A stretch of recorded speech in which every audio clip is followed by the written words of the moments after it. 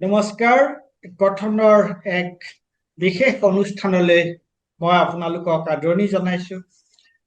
আৰু আজি আমাৰ অতিথি হৈছে সংগীতা বৰুৱা পিছৰতি। তেওঁ দা ৱেয়াৰ সকলোৱে জানে যে তেওঁ ৱেয়াৰৰ নেশ্যনেল এফেয়াৰ্ছ এডিটৰ আৰু তেওঁ এগৰাকী ৰাষ্ট্ৰীয় খ্যাতিসম্পন্ন সাংবাদিক। তেওঁ এগৰাকী লেখিকা লেখক। তেওঁ অসমৰ বিষয়ে আসাম দি একৰ্ড অফ ডিস্কৰ্ড বুলি এখন কিতাপ লিখিছে আৰু সেই কিতাপখনৰ বহুলভাৱে জনপ্ৰিয় হৈছে। গতিকে সংগীতা, তোমাক মই আজি আমাৰ এই অনুষ্ঠানলৈ আদৰণি জনাইছো। ধন্যবাদ দাদা, ধন্যবাদ। এতিয়া প্ৰথমতে মই তোমাৰ লগত এইটো এটা অকমান মুকলি আলোচনা, গতিকে প্ৰথমতে মই তোমাৰ পৰা জানিব বিচাৰিছো যে সিদিনালৈকে আমাৰ দেশৰ উপৰাষ্ট্ৰপতি জগদীপ ধনখড় তেওঁ ইমান কেনেকুৱাকে চৰকাৰক, ভাৰতীয় জনতা পাৰ্টি চৰকাৰৰ পক্ষে তেওঁ সদন ৰাজ্যসভা পৰিচালনা কৰিছিল আৰু হঠাৎ 21 জুলাইৰ দিনা নিশা আমি তেখেতৰ এটা টুইটাৰ পালো আৰু আমি সকলোৱে গম পালো যে তেওঁ ভাৰতৰ উপৰাষ্ট্ৰপতি হিচাপে স্বাস্থ্যজনিত কাৰণত তেওঁ পদত্যাগ কৰিছে। হয়, এতিয়া এই ঘটনাটোৱে আচলতে এইটো এটা ইতিমধ্যে পুৰণা হৈ গ'ল ঘটনাটো। নতুন উপৰাষ্ট্ৰপতি নিৰ্বাচনৰ প্ৰক্ৰিয়াই আৰম্ভ হৈছে আৰু বোধহয় 9 তাৰিখে নতুন উপৰাষ্ট্ৰপতি নিৰ্বাচিত হ'ব। কিন্তু এই ঘটনাটোৰ যিটো তাৎপৰ্য, সেই তাৎপৰ্যটো কিন্তু পুৰণা হৈ যোৱা নাই। গতিকে তুমি দিল্লীত এই গোটেই ঘটনাবোৰ খা খবৰ পোৱা, গতিকে এগৰাকী সাংবাদিক হিচাপে তুমি এই গোটেই ঘটনাটোক তুমি কি হিচাপে চোৱা? ধন্যবাদ দাদা। প্ৰথম কথাটো হৈছে যে 21 জুলাইত সংগঠিত হয় মনচুন সেশনৰ প্ৰথম দিনা আছিলে। সেইদিনাখন প্ৰথম দিনাখন মানে ইনগ্ৰেল সেশন আছিলে আৰু তাৰ পিছতে আমি ৰাতি 9টা বজাৰ পিছত এই ঘটনাটো দেখিবলৈ পালো। আৰু আপুনি যেনেকে কৈছে 21 তাৰিখে হ'ল আৰু আজি ডেটত, আজি আমি 1 আগষ্টত কথা পাতিছো আৰু সেইদিনাখনে আমি গম পাবলৈ পাৰিছো যে ইলেকশ্যন কমিশনে ছেপ্টেম্বৰৰ 9 তাৰিখে যদি মানে ইলেকশ্যন হয় নিউ ভাইচ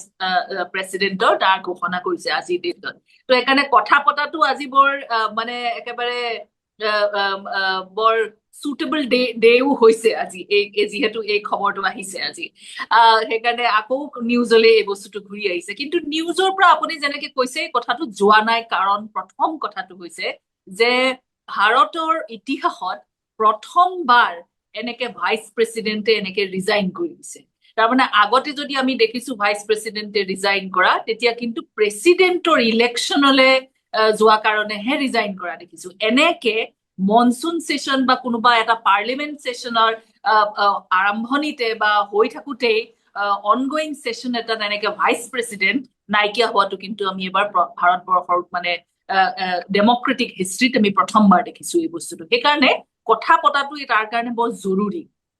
আৰু 2 নম্বৰ কথাটো হৈছে যে কাৰণ মানে ভাইচ প্ৰেচিডেণ্ট হৈছে মানে প্ৰিজাইড কৰে ৰাজ্যসভা যিহেতু এটা আপাৰ হাউচ, তাৰ বহুত সন্মানীয় এটা সেইটো এটা পৰিৱেশ, তাত তেওঁ সেই বস্তুটো প্ৰিজাইড কৰে আৰু এতিয়া তেওঁ নাই আৰু তাতে মনচুন সেশনটো চলি আছে। চ' সেইটো কাৰণে এটা ডাঙৰ মানে হিষ্ট্ৰীত এই কথাটো থাকি যাব। মোদী কাৰ্যকালত যিটো এই কামটো হৈছে থাকি যাব। আৰু তাৰ পিছত আহিছে, আপুনি এতিয়া মোক কৈছে যে দিল্লীত থকা কাৰণে মই বহু খবৰ আপোনাতকে বেছি পাব পাৰো, কিন্তু কথাটো হৈছে আমি এতিয়া খবৰৰ মানে এটা ডাৰ্ক এজত সোমাই গৈছো, য'ত নেকি আগতে আপুনি চৰকাৰৰ পৰা কিছুমান কথা বা পলিটিকেল পাৰ্টিৰ পৰা কিছুমান কথা আপুনি গম পায় যে আনঅফিচিয়েলি কিছুমান চোৰ্চ বুলি কৈ পেলাই আমি জাৰ্নেলিষ্টবোৰে ষ্টৰি কৰো, কিন্তু সেই বস্তুটো এতিয়া ক্ৰমাতে নাইকিয়া হৈ আহিছে। কিয় নাইকিয়া হৈ আহিছে কাৰণ কমিউনিকেশ্যনটো জাৰ্ণালিষ্টৰ লগত একেবাৰে কমি আহিছে আৰু বহু ৰুলিং পাৰ্টিৰ মানুহক আমি দেখিছো যে ইনফৰমেশ্যন খবৰ তেওঁলোকৰ কিন্তু বহু মানুহৰ ওচৰত যদিও ৰুলিং পাৰ্টিৰ হয় নাই কিন্তু তাৰ মানে এই কথাটো আমি দেখিবলৈ পাৰো যে তাৰ মানে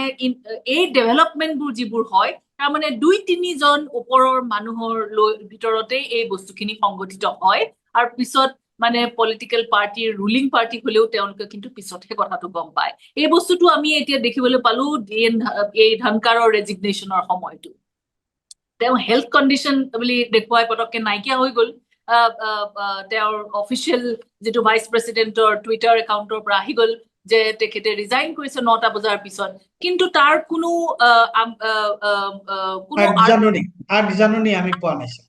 আগজাননীটো বৰ ডাঙৰ বস্তু কাৰণ প্ৰশ্নহে ৰখি গ'ল আমাৰ মাজত আৰু এতিয়ালৈকে আমি কিন্তু উত্তৰ পোৱা নাই স্পেকুলেশ্যনহে চলিছে কাৰণ আপুনি দেখিব যে সেইদিনাখন 21 জুলাই তেওঁ গোটেই যেনেকে কাৰ্যকাল চম্ভালে তেনেকে কিন্তু তেওঁ চম্ভালিছে পুৰা আৰু তাত এখন বিজনেছ এডভাইজৰী কমিটিৰ মিটিং প্ৰথমবাৰ হৈ গৈছে দ্বিতীয়বাৰ যেতিয়া হওঁতে দেখিছে যে কিৰণ ৰিজিজু আৰু JP নাড্ডা তেওঁলোক সেই মিটিংখনত নাই কিৰণ ৰিজিজু পাৰ্লিমেণ্টাৰী এফেয়াৰ্ছৰ লিডাৰ থাকিব লাগে JP নাড্ডা থাকিব লাগে তেওঁ সাডেনলি তেওঁলোক নাই সো সেই বস্তুটো তেওঁ অকমান এটা অপ্ৰস্তুত হোৱা দেখা গৈছিলে বুলি অপজিশন লিডাৰ সমূহে MP খনে কোৱা শুনিছো আমি কৈছে আমাক সো সেই বস্তুটো আমি দেখিছো তাৰ মানে সেইটো 7টা 7:30টাত হোৱা কথা 6টা বজাত তাৰ পিছলৈকে কিন্তু আমি 5:30-6টা মান বজালৈকেও এইটো দেখিছো যে তেওঁৰ অফিচে জাননী দিছে যে ৰাজস্থানলৈ তেওঁ এটা প্ৰগ্ৰেম আছে সেই কথাও জাননী দিছে তাৰ মানে সেই সময়লৈকে কিন্তু তেওঁ ভাইচ প্ৰেচিডেণ্ট তাৰ পিছত কিন্তু ৰাতি 9টা বজাৰ পিছত আমি দেখিলো যে এটা ৰেজিগনেশ্যন আহি গ'ল তে এই সময়কালত কি কথাটো ঘটিলে কি সংগঠিত হল এই বস্তুটোৰ জবাব কিন্তু এতিয়াও বহু আমাৰটো জাৰ্নালিষ্টৰ বাদে দিয়ক বহুত মানে বেছিভাগ বিজেপি ৰুলিং পাৰ্টিৰ মানুহে ক'ব পৰা নাই তেওঁলোকো অকমান সাৰপ্ৰাইজ হৈ পেলাই এতিয়ালৈকে ৰখি আছে সো এইকাৰণে প্ৰশ্নটো এতিয়াও মানুহৰ মনত যে আচলতে কি হল কিন্তু তাৰ স্পেকুলেশ্যনটো বহুত চলি আছে মই অকমান চুই লিব বিচাৰিম প্ৰথম স্পেকুলেশ্যন এইটো যে দিল্লী হাইকোৰ্টৰ এজন জাজ যশৱন্ত সিনহা তেওঁৰ যশৱন্ত বাৰ্মাৰ যিটো এটা কৰাপশ্যন কেছত এনেকুৱা এটা কথা চলি আছে তাত সেইটো লোকসভাত ৰুলিং পাৰ্টিয়ে আনিব বিচাৰিছিলে তাৰ আগতে হেনো মানে ভাইচ প্ৰেচিডেণ্টে অপজিশ্যনৰ এটা মোচন ৰিকুৱেষ্ট ইম্পিচমেন্টৰ ৰিকুৱেষ্ট এটা একচেপ্ট কৰিছে বুলি সেই কথাটো আহিছে আৰু তাৰোপৰি এলাহাবাদ হাইকোৰ্টৰ আৰু এজন জাজ শেখৰ কুমাৰ যাদৱ তেওঁ বহুত মাইনৰিটিৰ ওপৰত বহুত অলপ অদ্ভুত ধৰণৰ কিছুমান ৰিমাৰ্ক কৰিছে যি জাজে নৰ্মেলি নকৰে কনষ্টিটিউচনেলি জাজ চলে সো সেই কৰাৰ কাৰণে এটা মোচনো দিয়া হৈছিল সেইটোও তেওঁ কোনে কোনে সাইন কৰিছে মই চাম বুলি এনেকুৱা ধৰণৰ কিছুমান কথা কৈছে সেইটোত আমি শুনিবলৈ পাৰিছো স্পেকুলেশ্যন সেইবোৰ আমি শুনিবলৈ পাৰিছো যে মানে বিজেপি ৰুলিং পাৰ্টিয়ে সেই বস্তুটো ভাল নাপালে আৰু তাৰ কাৰণে চাগে কিবা এটা হ'ল সেইটো প্ৰথম 2 নম্বৰ আমি শুনিবলৈ পাৰিছো যে বিজেপিৰ মাজতে এতিয়া 2-3 ভাগ হৈছে কাৰণ আপুনি দেখিবলৈ পাৰিব যে এতিয়ালৈকে বিজেপি নেশ্যনেল প্ৰেচিডেণ্টৰ কিন্তু সিলেকশ্যন হ'ব পৰা নাই তাৰ মানে RSSৰ মাজত আৰু এতিয়া যিটো বিজেপি মোদী শাহ এই যেটো এটা পাৱাৰ ইকুৱেশ্যন সেই বস্তুটো তেওঁলোকৰ তালমেলটো হোৱা নাই বুলি আমি এতিয়া মানে শুনি আছো আৰু দিল্লীতো এইটো এটা ওপেন সিক্ৰেট হৈ গৈছে সো সেই তাত এনেকুৱা ভাব কিছুমানে স্পেকুলেট কৰিছে যে তেওঁ নিশ্চয় সেই RSSৰ সেই সংঘ পৰিবাৰৰ ইণ্টাৰ যিটো এটা মানে ফাইট আছে সেই ফাইটটোত তেওঁ চাগে এটা তেওঁ বলি হল নেকি এনেকুৱা ধৰণৰ কিছুমান বস্তু আমাৰ বিজেপিও আমাৰ মাজত সেই কথাটো কৈছে যে এনেকুৱাও কিবা হ'ব পাৰে তাৰ মানে বিজেপিয়ে স্পেকুলেট কৰি আছে যে এখেতৰ কি কাৰণত তেওঁ মানে যাব লগা হল সো সেইকাৰণে এই কথাটো স্পেকুলেশ্যনতে ৰখি আছে এনসাৰ পোৱা নাই কিন্তু সবতকে ডাঙৰ কথা এই কিন্তু ধনকাৰ যেনেকে গুচি গ'ল ৰিজাইন কৰিলে এইটো কনষ্টিটিউচনেল হিষ্ট্ৰীত ইণ্ডিয়াত ৰাখি যাব কিন্তু আৰু বস্তু থাকি যাব ধনকাৰে কেনেকে কনষ্টিটিউচনৰ এটা পজিশ্যনত থাকি কেনেকে কিছুমান জুডিচিয়াৰীক প্ৰশ্ন কৰা কনষ্টিটিউশ্যনকে প্ৰশ্ন কৰা এই বস্তুখিনি কিন্তু পলিটিকেল সায়েন্সৰ ষ্টুডেন্টৰ কাৰণে কিন্তু এটা নতুন মেটেৰিয়েল আৰু এই বস্তুটো কিন্তু হিষ্ট্ৰীত থাকি যাব মই এটা কথা জানিব বিচাৰিছো এইটো যে ধৰা তুমি কৈছা আৰু এই কথাটো উত্থাপন হৈছিল যে বহুত জাৰ্নেলিষ্ট গদি মিডিয়া চৰকাৰী পক্ষৰ সাংবাদিক তেওঁলোকেও এইটোৰ কোনো উমঘামেই নাপালে একো ধৰিবই নোৱাৰিলে আৰু এতিয়া তুমি কৈছা যে সাংবাদিকৰ কথাটো বাদেই দিয়ক আনকি শাসকীয় দলৰ মানুহেই 2-4 জনৰ বাহিৰে বাকি কোনেও এই সন্দৰ্ভত একো গম নাপায় এতিয়া প্ৰশ্নটো হৈছে যে আগতে যে সাংবাদিকসকলে যে এই ধৰণৰ খবৰ পায় তাৰমানে কি তাৰ একোটা প্ৰক্ৰিয়া থাকে একোটা গুৰুত্বপূৰ্ণ সিদ্ধান্ত চৰকাৰে যেতিয়া লয় হয় তাত এটা কনফিডেন্সিয়েল গোপনীয়তাৰ প্ৰশ্ন এটা থাকে কিন্তু গোপনীয়তাৰ প্ৰশ্ন থাকিলেও তাৰ কেইবাটাও প্ৰচেছ থাকে প্ৰক্ৰিয়া থাকে বিভিন্ন কমিটিৰ মাজেৰে বিভিন্ন ধৰণৰ প্ৰক্ৰিয়াৰ মাজেৰে যায়গে আৰু তেতিয়া কথাবোৰ অলপ ইফাল সিফালকে ওলায় আৰু মই ভাবো যে এইবোৰ কথা অলপ ইফাল সিফালকে ওলোৱাটো একো বেয়া কথাও নহয় যে এইটো যে পাব্লিকলি কৈ দিব লাগে সেই কথাটো কোৱা নাই মই কিন্তু কথাটো সংবাদ পত্ৰত ওলোৱা প্ৰকাশ পোৱা এইটোৱে কাৰণ মানুহে এটা ইনফৰ্মড অপিনিয়ন এটা দিব পাৰে গতিকে এতিয়া এই যে এই ধৰণৰ গোপনীয়তাৰ মাজত গোপনীয়তাৰ আৱৰ্তত সোমাই পৰিছে সাংবাদিক নালাগে আনকি শাসকীয় দলৰ গুৰুত্বপূৰ্ণ পদবীত থকা মানুহেও এই কথাটো গম নাপায় এই এইটোৰ অৰ্থ আমি কি ধৰণে কৰিম হাউ ডু উই ৰিড দিছ এইটো বৰ ইন্টাৰেষ্টিং কুৱেশ্যন আপোনাৰ কাৰণ মানে আগতে আমি দেখিবলৈ পাৰো কংগ্ৰেছৰ কথা কোৱা যায় যে কংগ্ৰেছ সদায় মানে মাই বাপ পাৰ্টি মানে এটা হাই কমাণ্ডে চলোৱা পাৰ্টি কিন্তু বিজেপিক আমি দেখিবলৈ পাৰিছিলো যে সাইমলটেনিয়াছলি বিজেপিত মানুহে কথা ক'ব পাৰে এনেকুৱা ধৰণৰ বা লিডাৰশ্বিপক প্ৰশ্ন কৰিব পাৰে বা ডিছকাশ্যনৰ মাজতহে কিবা এটা ডিচিশ্যন লোৱা যায় এনেকুৱা ধৰণৰ এটা ডিফাৰেন্স আমি যেতিয়া বাজপেয়ী দিন বা কথা কৈছো এই তেনেকুৱা ধৰণৰ আমি মানে এটা বিজেপিক আমি এটা ডিফাৰেন্সিয়েটৰ এটা আছিলে কিন্তু এতিয়া আমি দেখিছো মোদীৰ কমিটিজ ওয়ার ফাংশনিং মানুহে কৈছে যে কমিটিজ বিলাক যে বিভিন্ন কমিটি আছে বিভিন্ন সিদ্ধান্ত লয় সেইবোৰ এজন বা দুজন মানুহৰ মন মৰ্জিৰ মতে হোৱা নাই তেওঁলোকৰ ইচ্ছাৰ মতে হোৱা নাই এটা পদ্ধতিগতভাৱে হৈছে হয় এটা পদ্ধতিয়েদি গৈছিলে বস্তুটো কিন্তু এতিয়া আমি দেখিবলৈ পাৰিছো যে পিএমও প্ৰাইম মিনিষ্টাৰ্ছ অফিচে সব কন্ট্ৰোল কৰে আপুনি কোনোবা মিনিষ্টাৰ অন্য মিনিষ্ট্ৰীত আমি থাকিব পাৰে বা অন্য মিনিষ্ট্ৰী ধৰি কিবা হ'ব পাৰে কিন্তু সব প্ৰাইম ফাণ্ডামেণ্টেলি গোটেই বস্তুখিনি মানে পিএমওয়ে চলায় যিটো এতিয়া ফেডাৰেল ষ্ট্ৰাকচাৰটোৰো এটা অপজিট বস্তু এটা হৈ গৈছে আগতে আপুনি যেনেকে কৈছে পদ্ধতি মানে কি বহুত কমিটি আছে মিনিষ্ট্ৰী আছে সবৰে নিজৰ নিজৰ কাম আছে কিন্তু সেই বস্তুটো আমি এতিয়া দেখিছো ক্ৰমাতে মোদী কাৰ্যকালত কিন্তু মোদীৰ অফিচেহে সব চলোৱা নিচিনা হৈছে যেনেকে আমেৰিকাত এতিয়া প্ৰেচিডেন্সিয়েল ষ্টাইল প্ৰেচিডেন্টৰ অফিচৰ চলায় কিন্তু আমিতো ডেমক্ৰেচি আমি প্ৰেচিডেন্সিয়েল ষ্টাইল নহয় আমাৰ পাৰ্লিয়ামেন্টৰ ষ্টাইল অফ ডেমক্ৰেচি তাত কিন্তু এটা কমপ্লিটলি ডিফাৰেণ্ট বস্তু আমি দেখিবলৈ পাইছো আৰু দাদা আমি এইখিনিতে মই আৰু এটা কথা কৈ দিব বিচাৰিম যদিও ধনকাৰে কলে যে হেল্থ ৰিজন দিছে যে মোৰ গা ভাল নহয় সেইকাৰণে মই পটককে ৰিজাইন দিব লগা হ'ল কিন্তু তাত আমি দেখিছো যে তেওঁ কিন্তু জেএনইউত আজি কেইদিনমানৰ আগতে যেতিয়া মানে গৈছিলে তেওঁ কিন্তু ফুল টাৰ্ম থাকিম বুলি কৈছিলে আৰু মে মাহত আমি দেখিছিলো তেওঁ 4 দিনৰ কাৰণে কিন্তু হস্পিটেলাইজ হৈছিলে এইমছত প্ৰাইম মিনিষ্টাৰ মোদীও গৈছিলে তেওঁক লগ ধৰিবলৈ তাৰপিছত তেওঁ ওলাই আহিলে তাৰপিছত কিন্তু আমি একো শুনা নাছিলো যে তেওঁৰ কিবা বেমাৰ হৈছে বা কিবা হৈছে উত্তৰাখণ্ডত আমি দেখিছিলো যে পটককে তেওঁ মূৰটো ঘূৰাই যোৱা নিচিনা হৈছিলে কিন্তু ডাক্তৰে তেতিয়া কিন্তু পাব্লিকলি কৈলে যে একো নাই তেওঁৰ কিন্তু একো ডাঙৰ বেমাৰ নাই কিন্তু সেই তাৰ পিছতে আকৌ এই জুলাই মাহত আমি এই বস্তুটো দেখিলো সেই বস্তুটো এটা মানে হেল্থ ৰিজনটো সাডেনলি অহাটো এইটো কিন্তু এটা মানে নোট ৱাৰ্ডি এটা কথা যে কাৰণ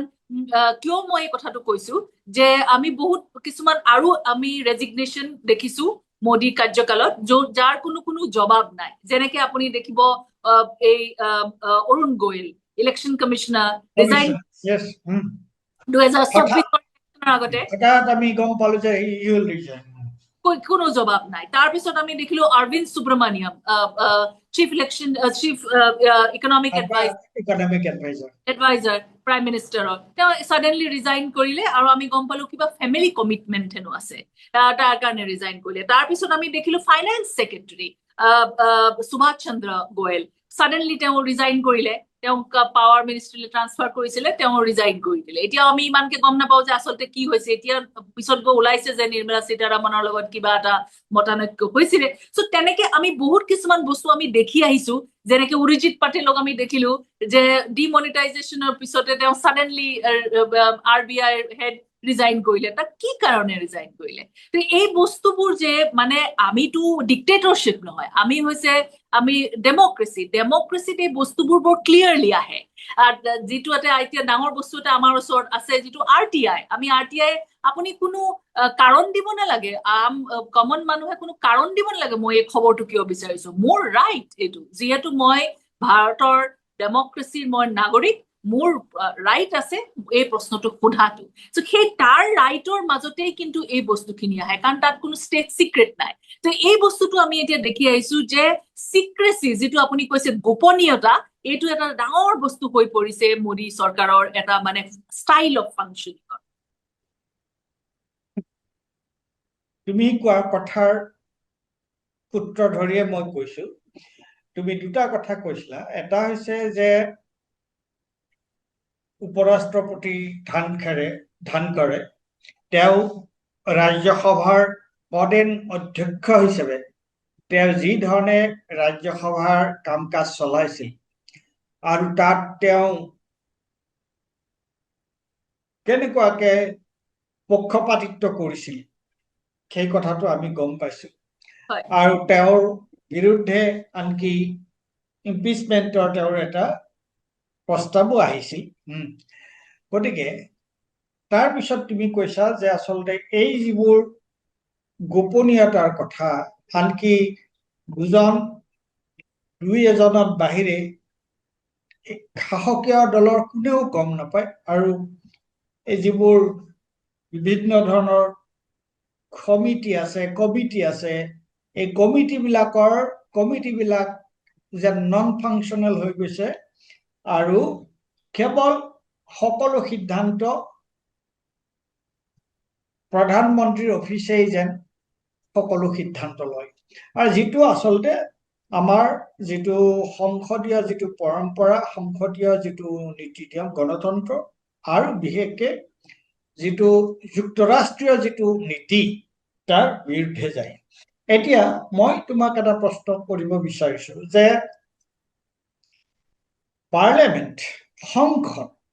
সংসদ হৈছে দেশৰ তুমি কৈছা যে আমাৰ ভাৰতবৰ্ষ এইখন এখন প্ৰেচিডেন্সিয়েল ষ্টাইলৰ এখন চৰকাৰ নহয় এখন ৰাষ্ট্ৰপতি প্ৰধান চৰকাৰ নহয় এইখন হৈছে সংসদীয় গণতন্ত্ৰ ভাৰতবৰ্ষক আমি এখন সংসদীয় গণতন্ত্ৰ বুলি কওঁ আৰু সংসদীয় গণতন্ত্ৰৰ ঘটনাটো হৈছে যে দেশখন কেনেকৈ পৰিচালিত হৈছে তাৰ এটা উমান তাৰ এটা প্ৰতিফলন আমি পাওঁ যে সংসদ কেনেকৈ পৰিচালনা হৈছে যে দেশখন কেনেকৈ পৰিচালিত হৈছে তাৰ এটা প্ৰতিফলন দেখা যায় সংসদত এতিয়া সম্প্ৰতি সংসদৰ কাৰ্যকলাপ যেনেকুৱাকৈ পৰিচালনা কৰা হৈছে যেনেকৈ চলোৱা হৈছে তাৰ লগত তাত আমি কি দেখা পাওঁ দেশখনৰ যেনেকৈ পৰিচালনা কৰা হৈছে তাৰ এটা প্ৰতিচ্ছবি তাৰ এটা প্ৰতিফলন আমি দেখা পাইছো নেকি সংসদত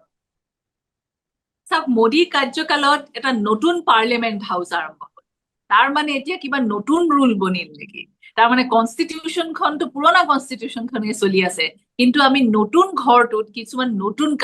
কাৰ্যকলাপ দেখিছো যেনেকে আমি এইবাৰ প্ৰথমবাৰ আমি দেখিবলৈ পালো যে 100তকৈও ওপৰ অপজিশ্যন এমপিক একেলগে ছাছপেণ্ড কৰি দিছে ভাৰতৰ ইতিহাসত এই কামটো হোৱা নাই কেতিয়াও আৰু চলাই পঠিয়াই পৰাৰ পিছত আপুনি কিছুমান বহুত ইম্পৰ্টেণ্ট এক্ট যেনেকে এতিয়া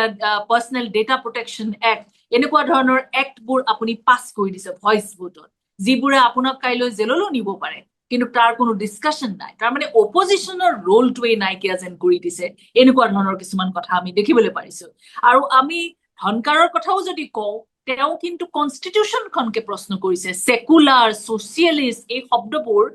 আৰএছএছৰ এটা ডাঙৰ ষ্টেণ্ড আছে যে এই শব্দবোৰ তেওঁলোকে ভাল নাপায় কিন্তু তেওঁ পাব্লিকলি ষ্টেণ্ড লৈছে কনষ্টিটিউশনাল পজিশন এটাত থাকি তেওঁ কিন্তু পাব্লিকলি এই বস্তুবোৰ কথা কৈছে আৰু তাৰ উপৰি আমি দেখিছো যে তেওঁ জুডিচিয়াৰীক প্ৰশ্ন কৰিছে তাৰ মানে পাৰ্লিয়ামেন্ট সুপ্ৰিম হয় কিন্তু যেনেকে প্ৰেসিডেন্টটো এটা সুপ্ৰিম পজিশনত আছে কিন্তু প্ৰেসিডেন্টে সদায় ইলেক্টেড গভৰ্নমেন্টখনৰ এডভাইসতে কাম কৰে যদিও হেড অফ দ্য কান্ট্ৰি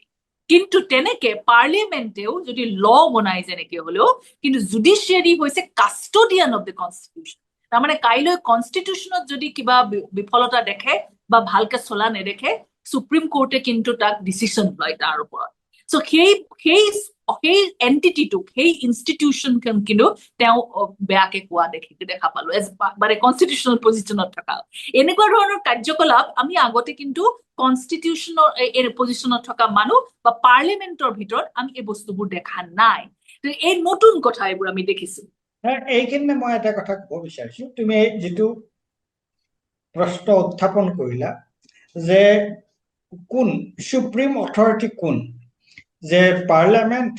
নে জুডিচিয়াৰী নে কোন এই সন্দৰ্ভত ফালিয়াছ নাৰিমানে এটা বৰ সুন্দৰ কথা কৈছিলে তেওঁ কৈছিলে যে পাৰ্লিয়ামেন্টটো সুপ্ৰিম নহয় আৰু উচ্চতম ন্যায়ালয় সুপ্ৰিম নহয় সুপ্ৰিম হল কনষ্টিটিউশন অফ ইণ্ডিয়া আৰু কনষ্টিটিউশন অফ ইণ্ডিয়া যদি ভাৰতৰ সংবিধানৰ আইন প্ৰণয়ন সম্পৰ্কত সংবিধানখন হৈছে আটাইতকৈ সুপ্ৰিম আৰু সংসদত যদি তেওঁলোকে কিবা আইন প্ৰণয়ন কৰে তেতিয়াহ'লে সেই সন্দৰ্ভত শেষ সিদ্ধান্ত দিয়াৰ কৰ্তৃত্বটো কিন্তু আছে উচ্চতম ন্যায়ালয়ৰ সেই কথাটো তেওঁ অতি স্পষ্টভাৱে কৈছিলে তুমি যেটো কথা উল্লেখ কৰিছা হয় ধন্যবাদ মানে ফালি নাৰিমনৰ নিচিনা এজন খুব ডাঙৰ মানে জুৰিষ্টৰ কথা যেতিয়া আপুনি আগবাঢ়ি আনাই দিছে তাৰ মানে এই বস্তুটো তাৰ মানে কিমান ষ্টাডি কৰাও হৈছে আৰু তাৰ পিছতহে এনেকুৱা ধৰণৰ কথা কিছুমান কোৱা হৈছে কিন্তু তাৰ পিছতে আমি দেখিলো যে এনেকুৱা ধৰণৰ কিছুমান কাণ্ড কাৰখানা এতিয়া নতুন পাৰ্লিয়ামেন্টত আৰম্ভ হৈছে আৰু 2 নম্বৰ কথা আমি আৰু কিছুমান বস্তু দেখিবলৈ পাৰিছো যে অপজিশনক কথা কবলৈ নিদিয়া প্ৰথমবাৰ যেনেকে ৰাজ্যসভাত আমি এতিয়া দেখিবলৈ পাৰো যে ধনকাৰৰ এগেইনষ্টতে অপজিশনে ক'বলৈ লাগিছে যে আপুনি আমাক পাৰ্শিয়ালি চাইছে আপুনি যেহেতু বিজেপিৰ পৰা আহিছে তেওঁ বিজেপি মানুহকে কথা কবলৈ দিয়ে অপজিশনৰ মানুহক কথা কবলৈ নিদিয়ে এনেকুৱা ধৰণৰ কিছুমান মানে এটলিষ্ট আপাৰ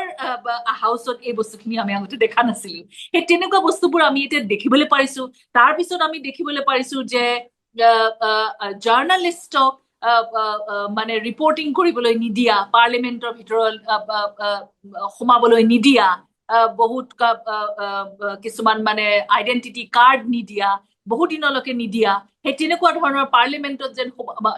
মানে ৰিপৰ্টিং কৰিবলৈ সেই তেনেকুৱা পাৰ্লিয়ামেন্টৰ বাহিৰতে থিয় কৰাই থয় কিছুমানকতো এবাৰ এনেকুৱা সিচুৱেশ্যন এটা হৈছিলে য'ত নেকি মানে এটা ৰুমত বন্ধ কৰি দিয়া হৈছিলে সেই বস্তুখিনি আমি আগতে দেখা নাই তাৰ পৰা আমি এতিয়া দেখিবলৈ তেনেকুৱা ধৰণৰ আৰু এতিয়া আপুনি দেখিব চেন্ট্ৰেল হল যিটো পুৰণা পাৰ্লিয়ামেন্টত চেন্ট্ৰেল হল বোলা বস্তু আছিলে য'ত নেকি জাৰ্নালিষ্টে এমপি সমূহক লগ ধৰিব পাৰে আৰু তাৰ পৰাই খবৰ বহুত ওলাই আহে আৰু আমি জাৰ্নালিষ্টেনো কাৰ হৈ প্ৰশ্ন কৰো আমিতো মানে দেশৰ হৈ আৰু মানুহৰ হৈ আমি জনতাৰ হৈহে প্ৰশ্ন কৰো আমি জনতাৰ প্ৰতিনিধি এই হিচাপে চাবলৈ গ'লে আৰু সেইকাৰণে আমাৰ মেইন কামটোৱে হৈছে যিটো পাৰ্টিয়ে চৰকাৰত থাকক সেই পাৰ্টিটোক কিন্তু আমি চৰকাৰখনক প্ৰশ্ন কৰিব লাগিব কিন্তু আমি এইটো চৰকাৰৰ সেইকাৰণে আমি মানে পক্ষপাতিত্ব কৰিব নোৱাৰো এইটো জাৰ্নালিষ্টৰ কাম কিন্তু সেই বস্তুটো আমি এতিয়া দেখিছো যে সেই জেগাটুকুৰাও নাইকিয়া কৰি পেলোৱা গ'ল। তাৰ পিছত আমি দেখো কিছুমান বস্তু আপুনি দেখিব যদি অলপ পিছলৈ যায় যে যেতিয়া মনসুন সেশন আমাৰ মানে এতিয়া 2000 UPA 2ৰ কথা মই কৈছো, মনমোহন সিং তেতিয়া প্ৰাইম মিনিষ্টাৰ আছিলে, তেওঁ 4 দিনৰ কাৰণে সেশন হৈ থাকোতেই কিবা সামিট এটেন্ড কৰিবলৈ গৈছিলে। তেতিয়া কিন্তু বিজেপিয়ে কৈছিলে যে প্ৰাইম মিনিষ্টাৰ সেশন আৰম্ভ হৈছে, প্ৰাইম মিনিষ্টাৰ কেনেকৈ নাই। কিন্তু এইবাৰ আমি দেখিলো যে মনসুন সেশনৰ মাজতে কিন্তু 9 দিনতকৈ অধিক প্ৰাইম মিনিষ্টাৰ নাই। আৰু প্ৰাইম মিনিষ্টাৰ এই মোদী প্ৰাইম মিনিষ্টাৰটো খুব কমেই পাৰ্লিয়ামেণ্টলৈ আহে। তেওঁ খালি অকল লেকচাৰ এটা দিবলৈ আহে আৰু লোকক নুশুনে, তেওঁ গুচি যায়। কেনেকুৱা ধৰণৰ প্ৰাইম মিনিষ্টাৰ যি নেকি অন্যৰ কথা শুনিবলৈও সময় নাই, খালি নিজৰ ভাষণটো দিহে গুচি যায়। আৰু এই তেনেকুৱা ধৰণৰ তাৰ মানে তেওঁ কিহৰ জনপ্ৰতিনিধি? জনপ্ৰতিনিধি যদি আপুনি হয়, আপুনি যদি প্ৰাইম মিনিষ্টাৰ হয়, আপুনি লিডাৰ হয়, আপুনি কিন্তু অন্যৰ এমপিৰ কথাও শুনিব। আপুনি শুনাৰ শক্তিটো আপোনাৰ দেখা যায়, আপুনি শুনিছে খুব ভালকৈ, প্ৰাইম মিনিষ্টাৰে শুনিছে, কিন্তু সেই বস্তুখিনি কিন্তু আমি এই মোদীৰ কাৰ্যকালত কিন্তু দেখা নাই পোৱা। যেহেতু বাজপেয়ীৰ দিনতো আমি দেখিব পাৰিছো তেওঁ সদনত বা সভাত তেওঁ অংশগ্ৰহণ কৰে, শুনে, কিছুমান পটককে ইম্প্ৰম্পটু এটা জবাব দিয়ে যে প্ৰাইম মিনিষ্টাৰে এনেকে ক'লে। সেই বস্তুবোৰ কিন্তু এতিয়া নাই। এতিয়া পুৰা পৰিকল্পনাৰ হিচাপতহে চলে যে এইখিনিত হাঁ ক'লে সেইখিনিত না কোৱা হ'ব, তাৰ মাজতে কিন্তু কোনেও একো নক'ব। এনেকুৱা ধৰণৰ কিছুমান ৰণনীতি লৈ অহা দেখা আমি পাওঁ, starting with the prime minister. এইখিনিতে তুমি যে মানে প্ৰধানমন্ত্ৰীয়ে সংসদীয় বিতৰ্কত অংশগ্ৰহণ কৰা সন্দৰ্ভত তুমি যিটো কথা ক'লা, এইখিনিতে মোৰ এটা কথা মনত পৰিছে, সেইটো মই উনুকিয়াব বিচাৰিছো। পশ্চিমবংগৰ এসময়ৰ বিত্তমন্ত্ৰী আৰু প্ৰখ্যাত অৰ্থনীতিবিদ অশোক মিত্ৰই তেওঁৰ আত্মজীৱনী আপিলা চাপিলাত তেওঁ এটা কথা লিখিছিলে যে শ্ৰীমতী ইন্দিৰা গান্ধী যেতিয়া প্ৰধানমন্ত্ৰী আছিল আৰু তেতিয়া অশোক মিত্ৰ তোমাৰ চিফ ইকনমিক এডভাইজাৰ আছিল গভৰ্ণমেণ্ট অফ ইণ্ডিয়াৰ। আৰু তেতিয়া ভাস্কৰ ইন্দিৰা গান্ধীৰ মেইন সেক্ৰেটাৰী, প্ৰিন্সিপাল সেক্ৰেটাৰী আছিলে। তেওঁ কয় যে যেতিয়া পাৰ্লিয়ামেণ্ট চলি থাকে সেই সময়ত প্ৰতিদিনাই ৰাতিপুৱা 9টা বজাত ইন্দিৰা গান্ধীয়ে এই অশোক মিত্ৰক, ভাস্কৰ আৰু এনেকুৱাকে এচাম মানুহক মাতি তেওঁলোকৰ লগত আলোচনা কৰে যে পাৰ্লিয়ামেণ্টত এই ধৰণৰ আজি ইছ্যুজবিলাক উত্থাপন হ'ব আৰু তাক মই কি ধৰণৰ উত্তৰ দিম, এই প্ৰশ্নবিলাক সন্দৰ্ভত আমাৰ চৰকাৰৰ নীতিটো কেনেকুৱা ধৰণৰ হোৱা উচিত, বা যেতিয়া এই প্ৰশ্নবোৰ উত্থাপন হ'ব মই কেনেকুৱাকে তাত হস্তক্ষেপ কৰা উচিত। গতিকে পাৰ্লিয়ামেণ্টাৰী ডিবেটত, পাৰ্লিয়ামেণ্টাৰী বিতৰ্কৰ কথাটো মানে কিমান গুৰুত্ব সহকাৰে লৈছে। এই কথাটো কিন্তু এতিয়া আপুনি লিডাৰ অফ অপজিশ্যনকো আপুনি শুনিব লাগিব। এতিয়া আপুনি প্ৰাইম মিনিষ্টাৰ হিচাপে, কিন্তু এতিয়া এনেকুৱা হয় যে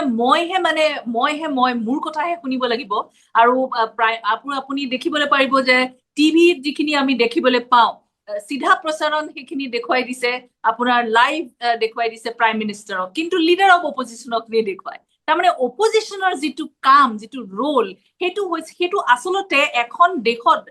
ভাৰতৰ নিচিনা এখন দেশত ডেমক্ৰেচি বৰ ডাঙৰ ৰোল অপজিশ্যনৰ। সেইকাৰণে মানুহৰো এটা ডিমাণ্ড আহিব লাগে যে অপজিশ্যনে কি ক'লে আমি শুনিব বিচাৰিম। কিন্তু সেই বস্তু, কাৰণ অপজিশ্যনে চৰকাৰক প্ৰশ্ন কৰে মানুহৰ হকেহে, কিন্তু সেই বস্তুটোকে আমি এতিয়া দেখিবলৈ পাৰো যে মিডিয়াত নাইকিয়া কৰি দিয়ে। আপুনি এইবাৰো দেখিবলৈ পায়। সেইটো মই সেই প্ৰশ্নটোলৈ আহিম, মোৰ এটা প্ৰশ্ন আছে পাৰ্টিকুলাৰলি সেইটোক লৈ। এতিয়া মই এটা কথা ক'ব বিচাৰিছো, যেহেতু আমি অপজিশ্যনৰ বিৰোধীৰ কথাটো কৈ আছো, এতিয়া এই যিটো অৱস্থা, যি পদ্ধতিত আমাৰ দেশখন চলিছে, যি পদ্ধতিত যি ধৰণে সংসদীয় বিতৰ্ক পৰিচালনা কৰা হৈছে, উচ্চ সদন, এসময়ত উচ্চ সদন বুলি ক'লে তাত এটা বেলেগ ধৰণৰ মৰ্যাদা আছিলে, আৰু তাত নিম্ন সদন আৰু উচ্চ সদনৰ বিতৰ্কৰ মাজত এটা পাৰ্থক্য আছিল, গুণগত পাৰ্থক্য আছিলে। কাৰণ নিম্ন সদনত বহুত হাল্লা হুলস্থুল হয়তো হয়, কিন্তু উচ্চ সদন মূলতঃ তাৰ এটা আৰ্গুমেণ্টেটিভ এটা যিটো ডিছকাশ্যন তাৰ কাৰণে বিখ্যাত আছিল। এতিয়া মই তোমাৰ পৰা জানিব বিচাৰিছো যে এই ধৰণৰ এটা যিটো অৱস্থা, এনেকুৱা এটা অৱস্থাত বিৰোধী সদস্যসকলে তেওঁলোকৰ ভূমিকাটো কি হোৱা উচিত, বা তেওঁলোকৰ যিটো ভূমিকা বা তেওঁলোকে যিখিনি কৰিব লাগে সেইটোতো দেখাত সংকুচিত হৈ গৈছে। গতিকে এতিয়া এই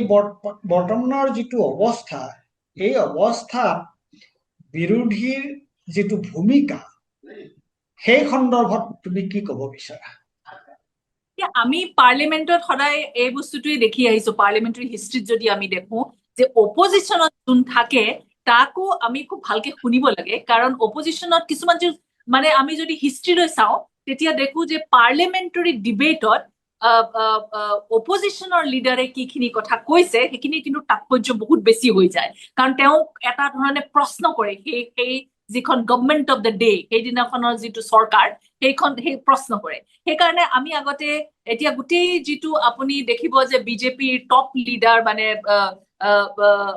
বাজপেয়ীৰ কথা যেতিয়া মানুহে কয়, পাৰ্লিমেণ্টাৰী ডিবেটত তেওঁ কি কথাখিনি কৈছিলে সেই বস্তুবোৰলৈ মানুহ গুচি যায় যে এইখিনি প্ৰশ্ন কৰিছিলে, এইখিনি এনেকে ধৰণে কৰিছিলে। আৰু যদিও অপজিশ্যন লিডাৰ, এতিয়া অসমৰটো আমি দেখো যদি এছেম্বলি লৈ চাওঁ, মানে কিছুমান এনেকুৱা অপজিশ্যন লিডাৰ যে কোনোদিনাখন মানে হেৰিলে নাহিলেই, পাৱাৰলে নাহিলেই, কিন্তু যিখিনি লেকচাৰ বা কথা কৈ গ'ল, স্পীচ কৈ গ'ল, সেই বস্তুখিনি সদায় মানে মানুহে এতিয়া সোঁৱৰি থাকে যে তেওঁ এনেকে ধৰণে খুব ভাল মানে ডিবেট কৰিছিলে, কথা কবলৈ পাৰিছিলে। আৰু ৰাজ্যসভাৰ কথাটো আপুনি কৈছে, তাত এটা ডিগনিফাইড এটা বস্তু সদায় অৰা এটা থাকিছিলে। কিন্তু এতিয়া আমি এইবাৰ দেখিলো যে পেহেলগাম ডিছকাশ্যনত কিন্তু আমি দেখিলো যে অপজিশ্যন লিডাৰ খিনিহে কিন্তু তেওঁলোকৰ স্পীচ খিনিহে মানুহে খুব কথা পাতিছে, যদিও কিন্তু যিটো লিগেচি মিডিয়া বা ইলেক্ট্ৰনিক মিডিয়াক আমি দেখিছো, টিভি মিডিয়া, তেওঁলোকে কিন্তু সমান জেগা তেওঁলোকক দিয়া নাই। কিন্তু আমি যেনেকে দেখিলো এতিয়া ৰাহুল গান্ধীয়ে খুব ভালকে এটা ডিবেট কৰিছে, প্ৰিয়ংকা গান্ধীক আমি দেখিলো, আমাৰ অসমৰ গৌৰৱ গগৈ দিল্লীত এতিয়া বহুত মানুহে জাৰ্নেলিষ্টেও যে তেওঁ কৈছে যে তেওঁ খুব ভাল স্পীচ দিছে। তাৰপিছত আমি তেনেকে ধৰণে অন্য পাৰ্টিৰো আমি বহুত দেখিছো যে খুব ভালকে স্পীচ দিছে, সঞ্জয় ৰাৱতৰ কথা কৈ আছে। তেনেকে আমি মনোজ ঝাক দেখিছো। সেই তেনেকে ধৰণে আমি এতিয়া কিছুমান অপজিশ্যন লিডাৰক মানুহে এতিয়া শুনিব বিচৰা হৈছে যে তেওঁলোকে পাৰ্লিমেণ্টত কি ক'বলৈ বিচাৰিছে। কিন্তু এতিয়া এনেকুৱা এটাও আগতে আমি দেখিছো, এইবাৰ এতিয়ালৈকে হোৱা নাই বাৰু, কিন্তু আগৰ সেশনত মোদী কাৰ্যকালত আমি দেখিছো যে অপজিশ্যনে কথা কলে মাইকটো বন্ধ কৰি দিয়ে, চিধা প্ৰচাৰৰ মানুহক শুনিবলৈ নিদিয়ে। সেই এনেকুৱা ধৰণৰ কিছুমান এটা নিকৃষ্ট কাম আমি মানে আগতে পাৰ্লিমেণ্টৰ পৰা কিন্তু দেখা নাছিলো। এই বস্তুবোৰ কিন্তু এতিয়া আমি দেখিবলৈ পাইছো। তাৰ মানে কি কথাটো বুজাইছে, প্ৰাইম মিনিষ্টাৰে ক'ব পাৰে যে মাদাৰ অফ অল ডেমক্ৰেচি, এনেকুৱা ধৰণৰ কিছুমান নাম তেওঁ শ্লোগান বনাই থাকে, সেই তেনেকুৱা আৰু এটা শ্লোগান বনাই দিছে। কিন্তু মাদাৰ অফ অল ডেমক্ৰেচি কলেই নহব, কাৰ্যকাৰত হৈছে নে নাই বস্তুটো, কিন্তু সেই বস্তুটো কিন্তু আমি দেখা নাই এতিয়া। সেইকাৰণে অপজিশ্যনৰ কিন্তু কাম, যেনেকে এতিয়া প্ৰাইম মিনিষ্টাৰে কি ক'লে সেইটো শুনাটো অতি জৰুৰী চিটিজেনৰ কাৰণে, গণতন্ত্ৰত নাগৰিকৰ কাৰণে। লিডাৰ অফ অপজিশ্যনে কি ক'লে সেইটো শুনাও কিন্তু অতি জৰুৰী। কিন্তু তাৰ কাৰণে জাৰ্নেলিষ্টে আগতে নিউজ পেপাৰত জেগা দিয়ে, ৰেডিঅ'ত আমি শুনিবলৈ পাওঁ, দূৰদৰ্শনত আমি শুনিবলৈ পাওঁ, তাৰপিছত আমি ইলেক্ট্ৰনিক মিডিয়াত দেখিবলৈ পাইছিলো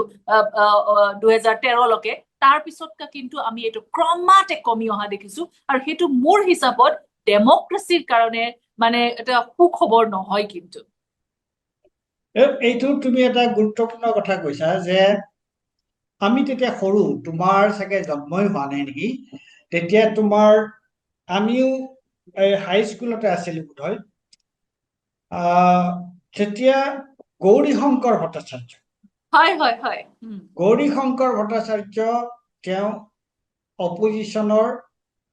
মানে তেওঁ এজন বিধায়ক আছিল, MLA এজন আছিল আৰু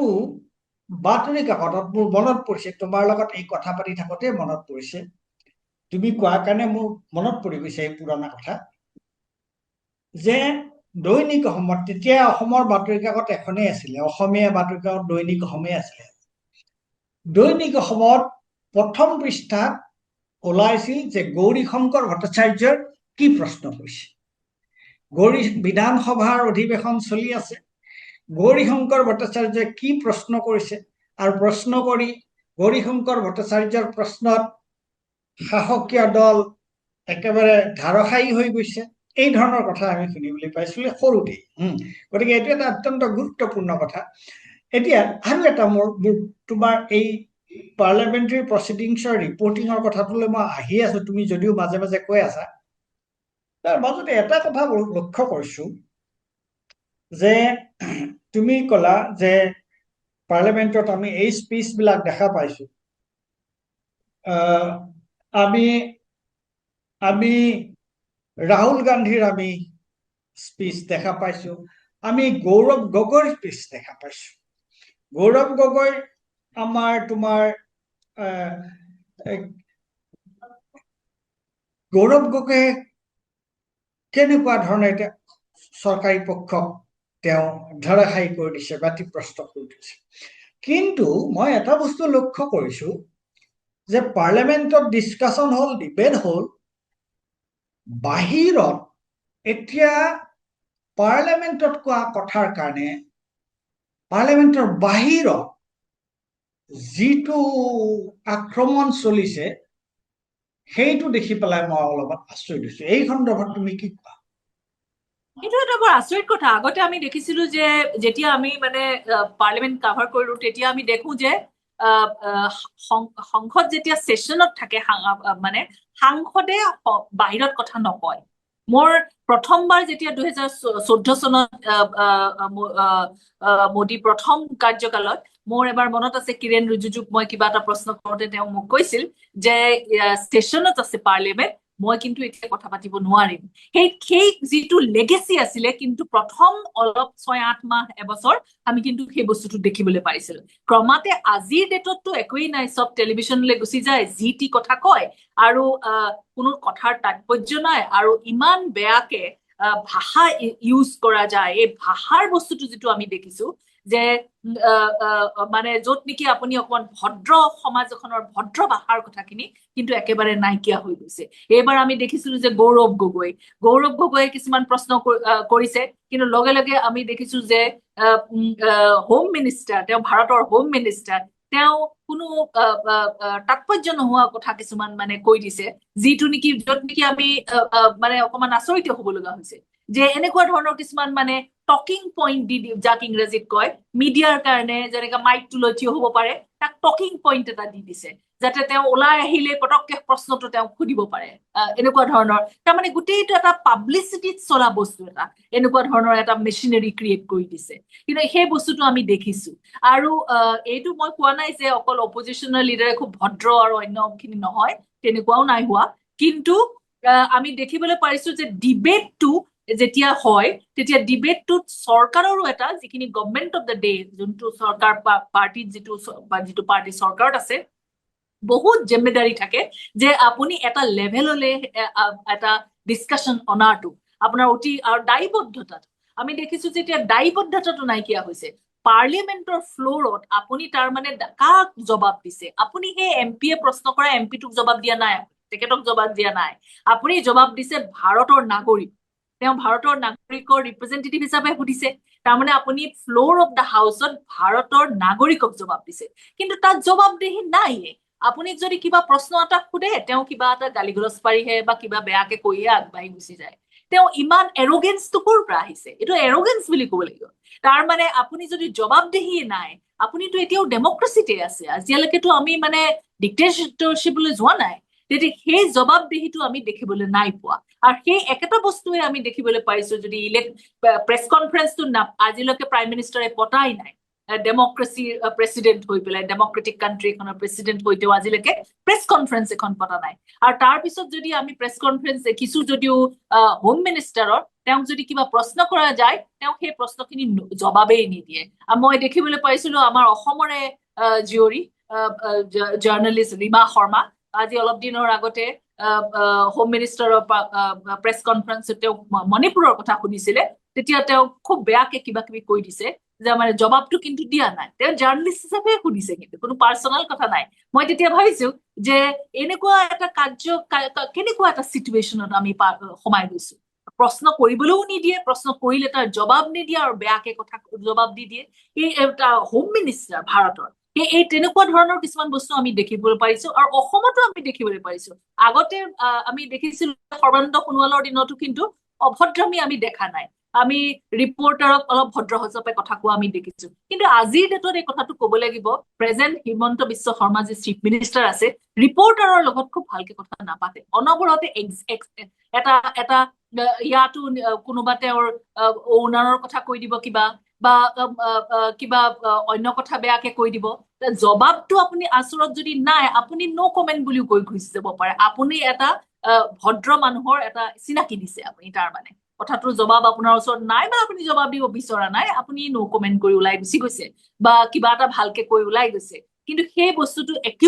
একিউজেশ্যন এটা কৈহে তেওঁ কিন্তু এৰি থৈ গুচি যায় এই বস্তুটো আমি এটা এৰগেন্স বুলি ক'ব লাগিব পাৰ্লিমেণ্টত কিন্তু পাৰ্লিমেণ্টাৰী ডেমক্ৰেচিত এৰগেন্সটো কিন্তু জেগা নাই আমি যিটো বস্তু UAPA 2 চৰকাৰৰ দিনতো আমি অলপ দেখিবলৈ পাইছিলো টুৱাৰ্ডছ দি এণ্ড শেহতীয়া হিচাপত কিন্তু মানুহে কিন্তু মাফ কৰি দিয়া নাছিল এতিয়া এইখিনিতে মই সূক্ষ্ম কথা এটা ক'ব বিচাৰিছো সেইটো হৈছে কি যে পাৰ্লিমেণ্টৰ ভিতৰত যেতিয়া গৌৰৱ গগৈয়ে কথা কৈ আছে চৰকাৰে তাৰ কি জবাব দিয়ে কি জবাব নিদিয়ে that is a different thing কিন্তু পাৰ্লিমেণ্টৰ ভিতৰত সংসদৰ ভিতৰত যেতিয়া বিৰোধী উপদলপতিয়ে কথা কৈছে that means he is allowed two speak তেওঁ সেইখিনি কথা কোৱাৰ অধিকাৰ আছে আৰু সেইখিনি কথা পাৰ্লিমেণ্টত বিৰোধিতা কৰিছে কিবা কৰিছে সেইটো এটা বেলেগ কথা কিন্তু সেইখিনি কথা পাৰ্লিমেণ্টত গৃহীত হৈছে তেওঁৰ যিটো স্পীচ সেই স্পীচটো তেওঁৰ কথাখিনি পাৰ্লিমেণ্টত গৃহীত হৈছে এতিয়া পাৰ্লিমেণ্ট হৈছে তোমাৰ সৰ্বোচ্চ আমাৰ অথৰিটি সংসদীয় যিটো আমাৰ গণতন্ত্ৰ বুলি কওঁ তাত এটা ডিছকাশ্যন হৈছে তাত এটা ডিবেট হৈছে আৰু পাৰ্লিমেণ্টে সেইটো এলাউ কৰিছে তাৰ পিছত সেই বক্তব্যটোৰ কাৰণে পাৰ্লিমেণ্টৰ বাহিৰত তেওঁ আক্ৰমণৰ সন্মুখীন হয় তেওঁ সন্দৰ্ভত যি মন যায় তাকে কোৱা আৰু সেইটো কেৱল গৌৰৱ গগৈৰ বিৰুদ্ধে হ'ল নে গোটেই সংসদীয় পৰম্পৰাটোৰ বিৰুদ্ধে হ'ল কাৰণ সংসদত তাত অপজিশ্যনো আছে শাসকীয় দলো আছে গোটেইকেইটাক লৈ পেলাইহে সংসদটো হৈছে গতিকে সংসদৰ ভিতৰত যদি গৌৰৱ গগৈক কথা ক'বলৈ দিয়া হৈছে মুকলিকে কথা ক'বলৈ দিয়া হৈছে তেতিয়াহ'লে সংসদৰ ভিতৰত তেওঁ যি বক্তৃতা দিছে তেওঁৰ যিটো বক্তব্য সেই বক্তব্যক সংসদৰ বাহিৰত কিয় এনেকুৱাকে আক্ৰমণ কৰিছে সেইটোৰ অৰ্থটো কি ইণ্টাৰেষ্টিং প্ৰশ্ন তাৰ মানে সংসদত তেওঁ যেতিয়া কথাটো ক'বলৈ দিয়া হৈছে সেইটো কোনো মানে স্পীকাৰ ওম বিৰলাই তেওঁক মানে কোনো ফেভাৰ দেখুওৱা নাই সেই কথাটো হৈছে কনষ্টিটিউচনেল ডেপুটি লিডাৰ অফ অপজিশ্যনক সেই জেগাটো দিছে কথাটো ক'বৰ কাৰণে কিন্তু আৰু সেইটো তেওঁ এটা ৰাইট কিন্তু এতিয়া আমি দেখিবলৈ পালো যে আৰু মোদী চৰকাৰৰ দিনত আমি এই বস্তুটো আৰু বেছিকে দেখিবলৈ পাৰিছো বিজেপিত যে প্ৰতিটো বস্তু খালি ইলেকশ্যন ৰিলেটেড হয় ইলেকশ্যনৰ লৈ যদি কিবা ভোটটো নোপোৱা বা ভোটটোৰ কাৰণে পাৱাৰ থাকিবৰ কাৰণে যদি মানে তাত কোনো কাম নাই এই কথাটো তেতিয়া এই কথাটোৰ লগত বেছি ইম্পৰ্টেঞ্চ দিয়া নাযায় কিন্তু যদি তাৰ পৰা কিবা মৰ্ম উলিয়াব পৰা যায় যিহেতু ইলেকশ্যনৰ কিবা কামত লগাব পাৰি নেকি সেই তেনেকুৱা ধৰণৰ কাৰ্যকালত দেখিলে কিন্তু বিজেপিৰ টপ লিডাৰশ্বিপৰ পৰা এই বস্তুটো এটা ট্ৰেডিশ্যন আৰম্ভ হৈছে যি নেকি সেইটো মানে টানি আজৰি তাক লগাই থাকে আৰু সেই বস্তুটো আমি এতিয়া গৌৰৱ গগৈ তাতো আমি দেখিবলৈ পাৰিছো তেওঁৰ পৰিবাৰ ISI এজেণ্ট তেনেকুৱা ধৰণৰ কিছুমান বস্তু মানে একিউজেশ্যন আনি দিছে যাত তাৰ কোনো আপুনি ঠোস সবুত দিবলৈ দৰকাৰ নাই আপুনি তাত একো দিবলৈ দৰকাৰ নাই তাত খালি আপুনি মিডিয়াৰ আপোনাৰ কিছুমান মিডিয়া আপুনি নিজেই মানে তাৰ মালিক বা আপোনাৰ ফেমিলিৰ তেনেকুৱা ধৰণৰ কিছুমান আপুনি মাতি দিব আৰু তেওঁলোকৰ মাজত আপুনি কিবা এটা কথা কৈ দিব আৰু সেইটোকে মানুহৰ মাজলৈ নিব লাগে তো এইটো প্ৰচাৰ মাধ্যম যেন মানে লিডাৰৰ কাৰণেহে হৈছে এনেকুৱা ধৰণৰ বস্তু কিছুমান হৈ পৰিছে তো সেই বস্তুটো আমি দেখিছো তাৰপিছত আমি আৰু এটা কথাও এইবাৰ কিন্তু মনচুন সেশনত দেখিলো ৰাজ্যসভাত যে ধনকাৰ বহিয়ে আছে কিন্তু তেতিয়া আমি দেখিছো যে কিবা এটা প্ৰশ্ন মানে কথা অপজিশনে কৈছে আৰু তাত কোনে মাত দিছে বিজেপিৰ এতিয়া প্ৰেসিডেন্ট JP নাড্ডাই চিঞৰ বাখৰ কৰি কৈছে যে এই কথাটো অপজিশনে কোৱা কথাটো কিন্তু ৰেকৰ্ড নহয় How come? Who is he? কোনে দিলে তেওঁ কনষ্টিটিউচন ভায়োলেট কৰিছে পাৰ্লিয়ামেন্টৰ ভিতৰত সোমাই পেলাই আপুনি এই কথাটো চাওক আজিৰ ডেটত এনেকুৱা কিন্তু হোৱা নাই আৰু JP নাড্ডাৰ তেওঁৰ কাৰ্যকাল বিজেপি লিডাৰ হিচাপেও মানে প্ৰেসিডেন্ট হিচাপেও তেওঁ শেষ হৈছে তেওঁ মানে বড়োৰ টাইমতহে আছে যদি আপুনি সেইটো হিচাপে চাবলৈ যায় কিন্তু আপুনি দেখিছে যে পাৰ্লিয়ামেন্টত তেওঁ ৰুলিং পাৰ্টি যিটো এৰগেন্সৰ কথা মই কৈছো সেই এৰগেন্সটো কিন্তু তেওঁ লগে লগে প্ৰতিফলিত হৈছে তেওঁ ডিসাইড কৰিছে যে এই কথাটো মানে ৰেকৰ্ড নহয় বুলি তেওঁ কিন্তু চকীখনত বহি থকা নাই এই কথাটো যিটো আমি দেখিছো তাৰ মানে ভাইস প্ৰেসিডেন্ট এইবোৰৰ তাত কোনো মানে কোনো ৰেসপেক্টটো নাই তেওঁলোকৰ এই ইনষ্টিটিউশনবোৰ যিবোৰ কনষ্টিটিউশনৰ কাৰণে সেটআপ হোৱা গৈছিলে তাৰ এটা মৰ্যাদা আছিলে সেই মৰ্যাদাবোৰ এতিয়া আৰু সব খণ্ডন হৈ তাত মানে একো নাইকিয়া হৈছে এনেকুৱা ধৰণৰ এই কথাটো কিন্তু মোৰ হিচাপত পাৰ্লিয়ামেন্টাৰী ডেমক্ৰেসি কিন্তু এটা ডাঙৰ মুভমেন্ট এই এটা ধাক্কা যিটো নাড্ডাৰ থ্ৰুৱেদি দেখিবলৈ পাৰো আমি এইটো কিন্তু কিতাপত ৰখি যাব মই এইটো কথাই ক'ব বিচাৰিছো যে সংসদৰ ভিতৰত এজন বিৰোধী পক্ষৰ হওক বা চৰকাৰী পক্ষই হওক তেওঁৰ সম্পূৰ্ণ কথা কোৱাৰ অধিকাৰ আছে আৰু তেওঁক যেতিয়া সদনে যেতিয়া কথা ক'ব দিছে সেই কথা সন্দৰ্ভত বাহিৰত যদি তেওঁক আক্ৰমণ কৰা হয় মইতো ভাবিম যে এইটো একচুৱেলি এইটো এটা প্ৰিভিলেজ মানে সংসদীয় তেওঁৰ যিটো হেৰি আছে নহয় সেইটো যেন ভংগহে কৰিছে মোৰ দৃষ্টিত এজন সাধাৰণ মানুহ মই এজন কমনাৰ কিন্তু মই ভাবো যেন এইটো যেন ভংগ কৰিছে সংসদীয় যিটো নিয়ম নীতি যেন ভংগ কৰা হৈছে কিয়নো সংসদত তেওঁ যদি বক্তব্য ৰাখিছে তেওঁ যদি কথা কৈছে আৰু সেই কথা তেওঁক সংসদত ক'বলৈ দিয়া হৈছে তেতিয়াহ'লে বাহিৰত তেওঁক আক্ৰমণ কৰাৰ কোনো যুক্তি নাই কোনো কথা নাই এইটো সাহসীয়ে হওক বা বিৰোধীয়ে হওক তাৰ এটা আৰ্গুমেন্টেটিভ এটা ডিসকাশন হ'ব পাৰে সেইটো এটা বেলেগ কথা কিন্তু তেওঁৰ ওপৰত আক্ৰমণ কৰা ভেলিফিকেশন কেম্পেইন এটা চলোৱা it's absolutely against the parliamentary norms I think হয় একেবাৰে শুদ্ধ কথা আৰু তাত আপুনি আৰু এটা কথা দেখিবলৈ পাব যে আমাৰ এতিয়া ক'বলৈ গ'লে এতিয়া আমাৰ অসমত এটা ইলেকশ্যন হ'বলৈ গৈ আছে এটা ক্ৰুচিয়েল ইলেকশ্যন য'ত নেকি চিফ মিনিষ্টাৰ হিমন্ত বিশ্ব শৰ্মা মোৰ হিচাপত বৰ মানে সেফ নহয় যেন তেওঁৰ কথা বতৰা তেওঁৰ কাৰ্যকলাপৰ পৰা মোৰ এনেকুৱা এটা ভাৱ হৈছে যে তেওঁ বৰ কনফিডেন্ট নহয় আৰু কনফিডেন্ট নহলে কি হ'ব আপুনি বিভিন্ন মানে কথা কৈ থাকিব অনৰ্গল আজি এটা কৈছে যদি কাইলে এটা কৈছে আপুনি এনেকুৱা ধৰণৰ বিভ্ৰান্তিত মানুহক পেলাই থকা এটা চেষ্টা আজি কিছু মাহৰ পৰা আমি দেখি আহিছো আৰু তাৰ পৰা এটা কমিউনেল কাৰ্ড অসমৰ পলিটিক্সলৈ আনিবলৈ চেষ্টা কৰি আছে যাতে পোলাৰাইজ কৰিলে ইউপি বিহাৰ এইবোৰ নৰ্থ ইণ্ডিয়াত তেনেকুৱা ধৰণৰ এইটো চলে এটা পলিটিক্স বিজেপিয়ে চলাই এনেকুৱা ধৰণৰ এটা পলিটিক্স যিটো নেকি আপুনি ডিভাইড কৰি কমিউনেলি হিন্দু মুছলমান খেলিলে আপুনি জিকি যায় আপুনি ডেভেলপমেন্ট বা আপুনি চাকৰি কিমান দিছে বা আপুনি বস্তুৰ দাম কমাইছে নেকি এই প্ৰশ্নখিনিলে যাবলৈ দৰকাৰী নাই সেইখিনিতেই বিভ্ৰান্তি হৈ মানুহখিনিয়ে ভোটখিনি দি দিয়ে তাৰপিছত মানে ৰুলিং পাৰ্টিটো আহি যায় আকৌ এনেকুৱা ধৰণৰ এটা সিস্টেম আমি দেখিছো আৰু মোদীৰ কাৰ্যকালত আমি আৰু এটা বস্তু দেখিছো পাকিস্তান এই বস্তুটো কিন্তু আমাৰ অসমত আকৌ পাকিস্তানটো ইমান নচলে বাংলাদেশটোহে চলে কিন্তু এইবাৰ মই দেখিছো যে মানে পেহেলগামৰ পিছত এটা চেষ্টা চলাইছে যে পাকিস্তান বস্তু এটা আনিবলৈ বিচাৰিছে চিফ মিনিষ্টাৰ শৰ্মাই এই ইলেকশ্যনৰ কেম্পেইনিঙৰ ভিতৰত আৰু তাত তেওঁ এই বস্তুটো গৌৰৱ গগৈ বস্তুটো চলাবলৈ বিচাৰিছে আৰু এটা কথা মই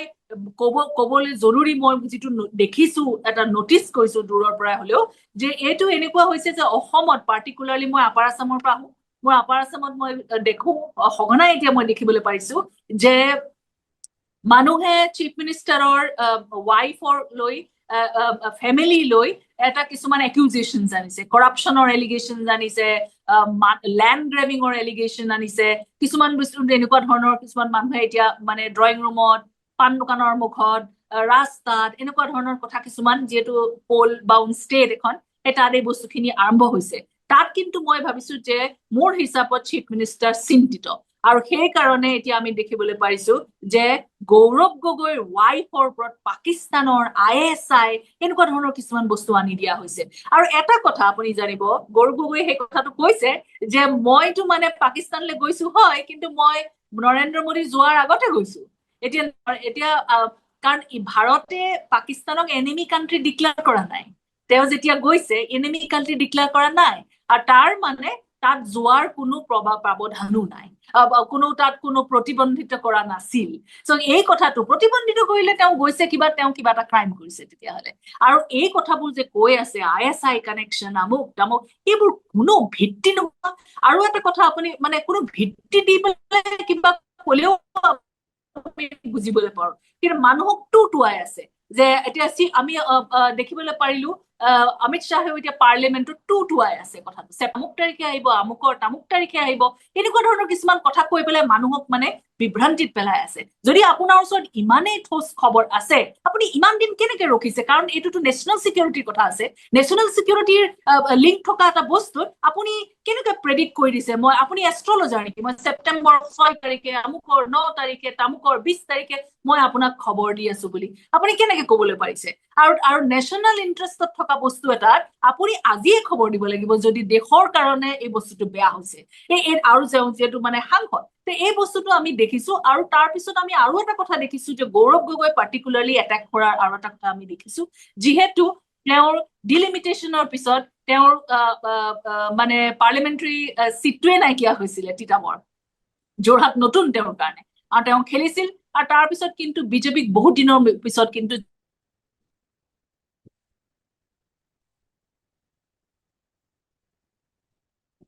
অসমক চাওঁ মই তেতিয়া বুজিছো যে এই বস্তুটো কিন্তু তেওঁৰ কাৰণে এটা চিন্তাৰ কাৰণ হৈছে আৰু এতিয়া বিভিন্ন আপুনি দেখিব ইনকামিং ডেজ ইলেকশ্যন আহি আছে তাত আপুনি আৰু বস্তু দেখিব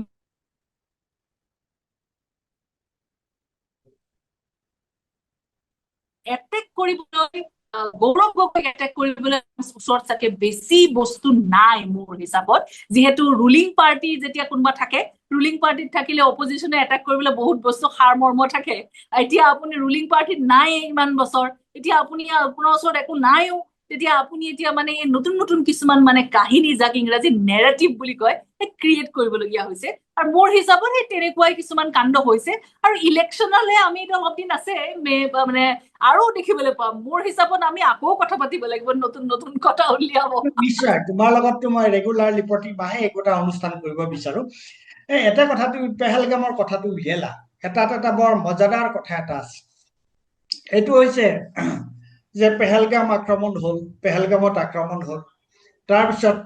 ভাৰতবৰ্ষই সিন্দুৰ অভিযান চলালে সন্ত্ৰাসবাদী ঘাটিত আক্ৰমণ কৰিলে আৰু ভাৰতবৰ্ষ আৰু পাকিস্তানৰ মাজত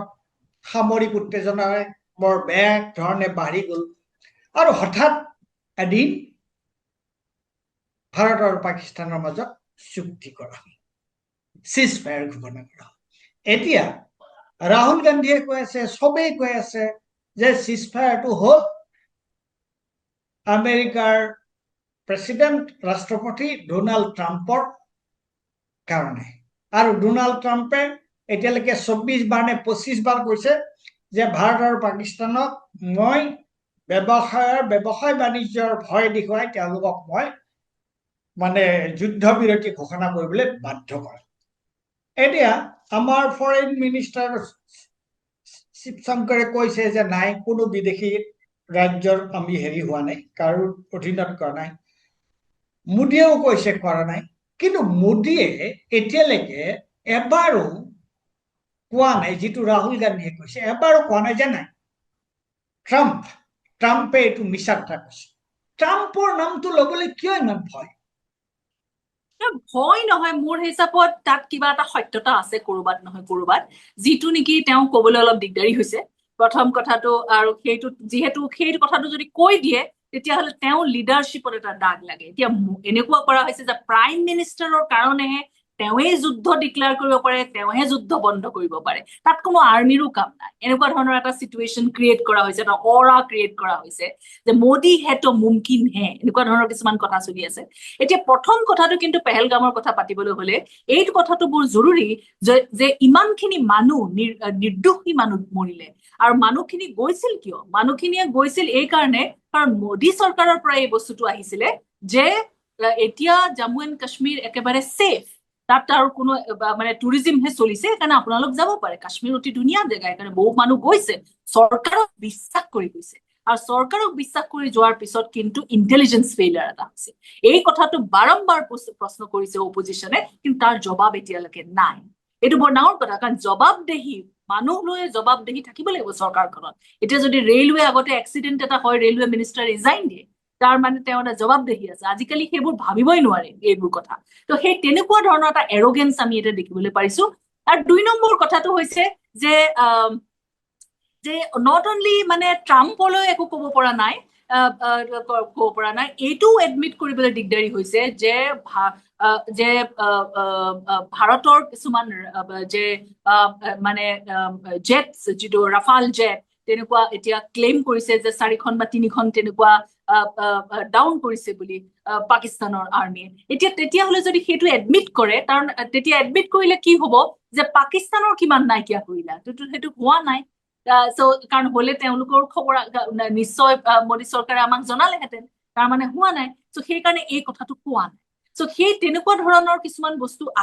আহিছে। আৰু তাত আমি এতিয়া দেখিছো যে মানে জবাবদেহি যিটো, তাৰ মানে আপুনি যদি এটা মিলিটেন্সি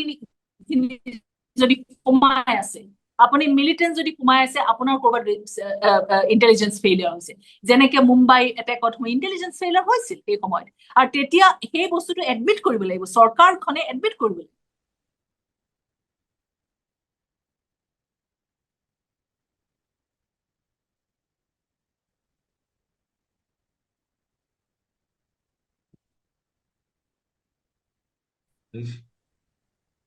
দেখিছেনে? এই মাজতে অকণ ডিষ্টাৰ্ব হৈ গৈছিল। মই এইটো কথাই ক'ব বিচাৰিছো যে জবাবদেহি যিটো, সেই জবাবদেহিখন আমি চৰকাৰৰ পৰা আমি পোৱা নাই। কাৰণ যদিও মানে এটা একিউজেশ্যন আহিছে যে 3খনতকৈও অধিক মানে ৰাফাল জেট পাকিস্তানে ডাউন কৰিছে বুলি, যদি সেই হেল্ল' শুনিছে, সেই বস্তুটো আমি দেখিলো, ইণ্টেলিজেন্স ফেইলিয়াৰৰ তাৰ কোনো একাউণ্টেবিলিটি নথকা আমি দেখিলো। তাৰ মানে এই বস্তুটো থাকিব লাগিব, যদি নাথাকে তেতিয়াহ'লে এইটো আকৌ হোৱাৰ সম্ভাৱনা আছে। আৰু 2 নম্বৰ কথা, আমি আকৌ এটা অদ্ভুত মানে এটা বলিউড ষ্টাইলত ছাডেনলি আমি দেখিবলৈ পালো যে হোম মিনিষ্টাৰে কৈছে যে যিখিনি মানে আহিছিলে এই আতংকবাদী, তেওঁলোকক মূৰত গুলিয়াই দিছে বুলি। কেতিয়া হ'ল এই কথাটো? কেতিয়া? আমাকতো জানিবলৈ দিয়া নাই। মানে এনেকুৱা ধৰণৰ কিছুমান ফিকশ্যনে হয় নে ফেক্টেই হয়, মানুহক বিভ্ৰান্তিত পেলাই কৰি ফুৰিছে। আৰু সেই বস্তুটো আমি পাৰ্লিয়ামেণ্টত দেখিছো, আৰু একেটা বস্তুৱে কিন্তু অসমৰ পলিটিক্সত আমি এই শৰ্মা ডাঙৰীয়াৰ পৰা দেখি আছো। নতুন নতুন কথা কিছুমান, ডেইলি কিবা কিবি কিছুমান এনেকুৱা অদ্ভুত ধৰণৰ কথা কিছুমান কৈ মানে নেশ্যনেল মিডিয়াত তেওঁ মানে নিউজলৈ আহে। এতিয়া মানে অসমত আগতে মানে নিউজলৈ বেছিভাগ নাহিছিলে, আৰু যেতিয়া আহে অন্তত কিবা এটা কথা ভাল কথাত আহে। কিন্তু এতিয়া মই দেখিছো যে নহলে বম ব্লাষ্টত আহে, বা নহলে কিবা এটা ফ্লাডিঙত আহে, ফ্লাড হৈছে বুলি। কিন্তু এতিয়া আমি দেখিবলৈ পাইছো যে চিফ মিনিষ্টাৰ এখেত মানে যি টি কথা কোৱাৰ কাৰণে কিন্তু নেশ্যনেল মিডিয়াত ফেমাছ। এতিয়া সংগীতা, আমি যথেষ্ট সময় কথা পাতিলো, আমি আলোচনাটো শেষ কৰিব লাগিব। ইতিমধ্যে প্ৰায় 1 ঘণ্টাই ওভাৰ হ'ল। মই শেষত তোমাক এটা প্ৰশ্ন কৰিব বিচাৰিছো যে তুমি এগৰাকী ৰাজধানী চহৰত থকা এগৰাকী সাংবাদিক হিচাপে চমুকে কোৱা যে এতিয়া ভাৰতবৰ্ষৰ বৰ্তমানৰ যিটো ৰাজনৈতিক যিটো পৰিৱেশ, যিটো পৰিস্থিতি, তাত মই যদি কওঁ যে তাৰ যদি তুমি এটা পৰ্যালোচনা কৰিব লগা হয়, এই গোটেইবোৰ তুমি পৰ্যালোচনাই কৰিলা, কিন্তু মই যদি কওঁ চমুকৈ তুমি how do you read the political scenario of the country, এই মুহূৰ্তত ভাৰতবৰ্ষত, সেইটো কি ক'বা খুব চমুকে? এতিয়া আমি দেখিবলৈ পাইছো যে পাৰ্লিয়ামেণ্টত যিটো হৈছে নহয়, আৰু সেই একেটা বস্তু আমি এতিয়া গোটেই দেশতে দেখিবলৈ পাইছো যে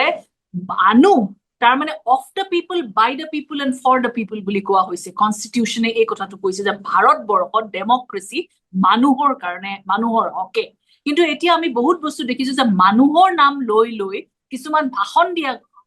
দি যায়, কিন্তু সেই কামখিনি কিন্তু মানুহৰ মানে ভালৰ কাৰণে হোৱা নাই। মানুহৰ ভাল কেতিয়া হ'ব? যেতিয়া চাকৰি বাকৰি হ'ব। মানুহৰ ভাল যেতিয়া হ'ব যে ৰাস্তা পদূলি ঠিক হৈছে, পানীৰ ভাল যোগান, ড্ৰিংকিং ৱাটাৰ আহিছে। মানুহৰ ভাল হ'ব যেতিয়া আপোনাৰ বস্তুৰ দাম কমিছে, বা এনেকুৱা ধৰণৰ কিছুমান বস্তু যেতিয়া পেৰামিটাৰ্ছ আছে, হেল্থ কণ্ডিশ্যন মানুহৰ ভাল হৈছে, হেল্থ কেয়াৰ ভালকে পাবলৈ পাৰিছে, দুপইচা ঘটিব পাৰিছে, এই বস্তুখিনিত যেতিয়া এডুকেশ্যন ভাল পাইছে, সেই বস্তুখিনি যেতিয়া মানুহে পায় তেতিয়া মানুহৰ কাৰণে কাম কৰা হয়। কিন্তু এই বস্তু পেৰামিটাৰবোৰত কিন্তু আমি এতিয়া দেখিছো যে কমি আহিছে, আৰু কিন্তু এতিয়া আমি মেইনলি দেখিবলৈ পাইছো যে কমিউনেলাইজ হৈ গৈছে। এই কমিউনেলাইজ কৰাৰ অৰ্থটো কি? অৰ্থ এই কাৰণে মানুহক বিভ্ৰান্তিত পেলাই থকা। সেইকাৰণে মই এতিয়া ক'ব লাগিব যে বিভ্ৰান্তি পেলাই থকাটো এটা নৰ্ম হৈ গৈছে ভাৰতবৰ্ষত, আৰু অসমতো তাৰ চানেকিটো কিন্তু পৰিছে। ধন্যবাদ। তোমাৰ লগত আজি বহুতখিনি কথা আমি আলোচনা কৰিলো, যদিও মূলতঃ সংসদৰ কাৰ্যকলাপক লৈ আমি আলোচনা আৰম্ভ কৰিছিলো। তাৰ লগে লগে আমি ভালেখিনি কথা আলোচনা কৰিছো, আৰু মই আশা ৰাখিছো যে মাজে মাজে তোমাৰ লগত এই ধৰণৰ কথা আলোচনা কৰিম, আৰু আমাৰ নৰ্থ ইষ্টৰ যিসকল ভিউৱাৰ্ছ আছে, দৰ্শক আছে, তেওঁলোকে আমাৰ এই ধৰণৰ আলোচনা শুনি ভাল পাব। গতিকে তোমাৰ ব্যস্ততাৰ মাজত এইখিনি সময় আমাক দিয়াৰ কাৰণে তোমাৰ ওচৰত মই কৃতজ্ঞতা শলাগ লৈছো, তোমাক কৃতজ্ঞতা জনাইছো, আৰু আশা কৰিছো ভৱিষ্যতেও আমি তোমাৰ লগত এই ধৰণৰ আলোচনা কৰিম। ধন্যবাদ।